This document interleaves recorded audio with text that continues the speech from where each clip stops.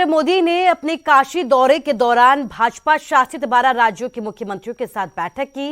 इस बैठक में पीएम मोदी ने सरकार की नीतियों, योजनाओं के प्रचार प्रसार, आगामी विधानसभा चुनाव और जनता से जुड़ाव सरीखी बातों पर चर्चा की।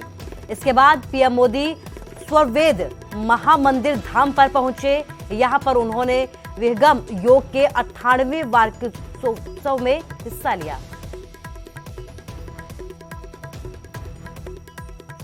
हमारी सभ्यता के ये प्राचीन शहर पूरे विश्व को दिशा दिखा सकते हैं।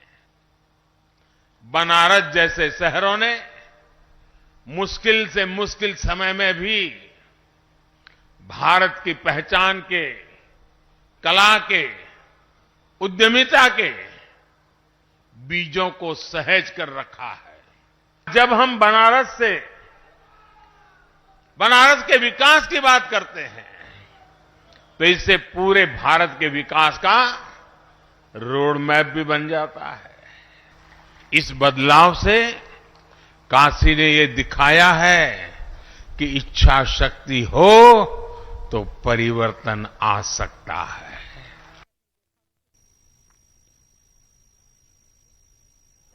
बेअदबी मामले की जांच कर रही एसआईटी ने दूसरी बार राम रहीम से पूछताछ की। सुबह 10 बजे के करीब एसआईटी रोहतक की सुनारिया जेल पहुंची थी और करीब 6 घंटे सवाल जवाब के बाद करीब 4 बजे वहां से निकली और मीडिया से कोई बातचीत नहीं की गई। इससे पहले 9 नवंबर को भी राम रहीम से पूछताछ की गई थी। तब राम रहीम ने कहा था कि उसका काम सत्संग करने का था।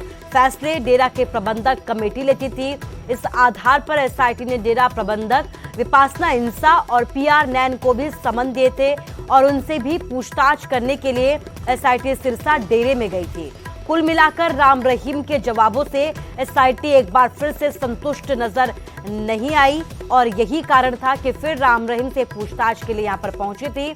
राम रहीम ने बेअदबी मामले की जांच एसआईटी की बजाय सीबीआई से करवाने की मांग की है। डेरा मुखी का ये कहना है कि उसे जानबूझकर इस मामले में फंसाया जा रहा है। ऐसे में इस पूरे मामले की निष्पक्ष जांच होनी बेहद ही जरूरी है। इसलिए सीबीआई को जांच दी जाए, जिस पर कोर्ट ने 21 दिसंबर को सुनवाई की बात कही है।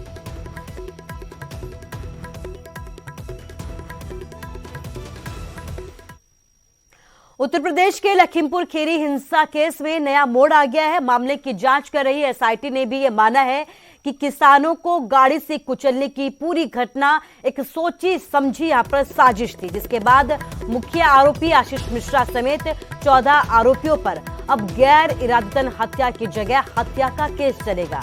काबिले गौर है कि 3 अक्टूबर को यूपी में लखीमपुर खीरी की तिकुनिया में 4 किसानों को एक एसयूवी कार ने कुचल दिया था, जब वे कार्यक्रम में कृषि कानूनों के खिलाफ विरोध प्रदर्शन करके लौट रहे थे।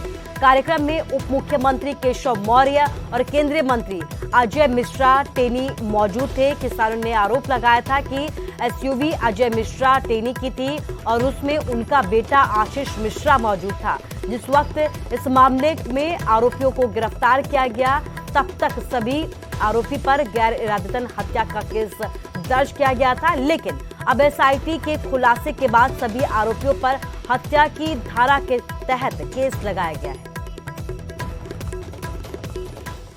बिल्कुल सोची समझी साजिश थी और ये सिर्फ मंत्री के बेटे की नहीं, मंत्री की खुद की भी थी, क्योंकि उससे 4 दिन पहले मंत्री ने शरेआम सभा में बोला था कि इनको सबक सिखाना हमको आता और लोगों को उकसा के किसानों के खिलाफ भड़काने का काम किया था। लेकिन आज तक भाजपा ने उस मंत्री को बैठा के बना के रखा है और उसके बेटे को बचाने के तो यहाँ तक हक थी कि बोला वहाँ पे था ही नहीं। ये अदालत का मैं शुक्राना करती हूँ जो अदालत ने इंटरवीन करके आज मंत्री के बेटे को जब गिल्टी करार दे दिया गया है तो आज भी वो मंत्री अपने पद पे बैठा रहे। इससे और शर्मनाक बात क्या हो सकती है कि ये सबका साथ, सबका विश्वास की बात करते हैं, लेकिन किसानों के ने बर्बाद कर दिया, मजदूरों का नुकसान किया और मजदूरों और किसानों को कुचलने, गरीबों को कुचलने वाली, अन्नदाता को कुचलने वाली मंत्री को आज तक अपने बीच में सजा के रखा है। तो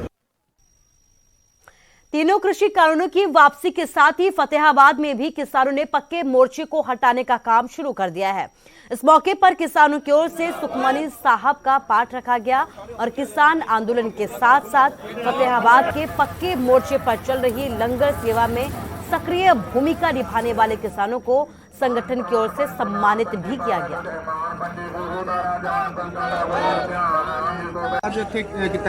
इस तरह है जो ये पिछले 1 साल 13 दिनों तो जो लंगर की व्यवस्था फतेहाबाद डिस्ट्रिक्ट वालों की गई है ਉਹਦੀ ਅੱਜ पक्के मोर्चा ਉਹਦੇ वास्ते आने वाली संगतां वास्ते लंगर लाए गए सी। चाह पानी का रोटी पानी की व्यवस्था करी गई सी। जो दिल्ली के बार्डर से 1 साल 13 दिन साडा मोर्चा चलिया है तो वो मोर्चा साडियां ਜਿਹੜੀਆਂ पूरियां है काले कानून रद्द करवा के तो अज इस लंगर दे विच सुखमनी साहब का पाठ करा के इस लंगर नूं अज स्थापित किया जाता है क्योंकि लोगों की सेवा भावना नाल जो ट्रालियां आईयां सी दिल्ली ते गईयां सी वो वापस मुड़ चुकियां ने उन्हां वास्ते लंगर लाए सी उहदा लंगर दी समाप्ति कर रहे हैं। किसान आंदोलन खत्म होने के बावजूद सिंघू बॉर्डर खुलने में अभी भी वक्त लगेगा। दरअसल दिल्ली पुलिस ने यहां पर यह कहा है कि भारी कंक्रीट की दीवारें तोड़ दी गई हैं, लेकिन उसके बाद अपनी बैरिकेडिंग कर दी गई है। वो इसलिए ताकि हाईवे की साफ सफाई की जा सके। वहीं जो भी गड्ढे हैं उनमें भी भरपाई का काम शुरू हो गया है। वहीं पुलिस आम जनता से ये अपील कर रही है कि कुंडली सिंघू बॉर्डर से अभी ना गुजरे, इसके साथ ही यहां रुककर जाम की स्थिति भी पैदा ना करे।